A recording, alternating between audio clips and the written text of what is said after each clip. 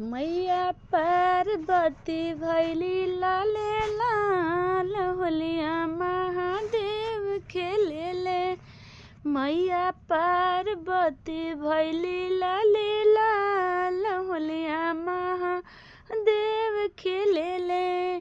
देव खेलेले हो महादेव खेलेले। देव खेलेले हो महादेव खेलेले। मैया पार्वती भैली लाले लाल होलिया महादेव खेलेले। मैया पार्वती भैली लाले लाल होलिया महादेव खेलेले। होली के दिन हवे पावन फागुन माह में। होली के दिन हवे पावन फागुन माह में। दुनु जना के मिलन होता कैलाश में। दुनु जन के मिलन होता कैलाश में। दुनु जन के मिलन होता कैलाश में। त गौरा मैया भैली लाले लाल हो। मैया पार्वती भैली लाले लाल होली महादेव खेलेले।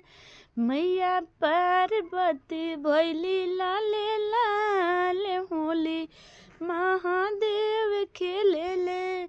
देव खेलेले महादेव खेलेले।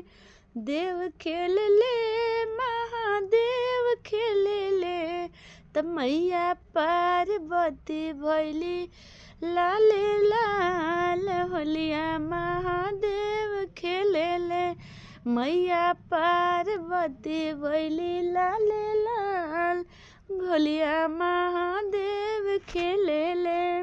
शिव बड़े सांवर हो गौरा बड़ी गोरी।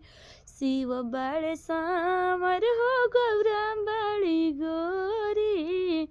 रंग बिरिया में शोभेला दुनु जोड़ी। रंग बिरिया में शोभेला दुनु जोड़ी। कार्तिक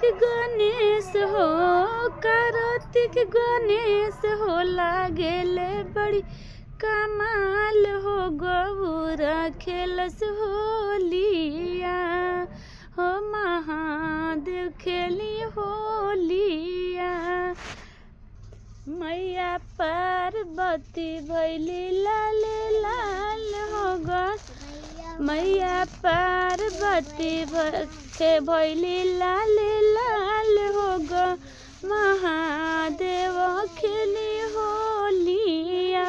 मैया पार्वती भैली लाले लाल हो खेलेले महादेव होलिया।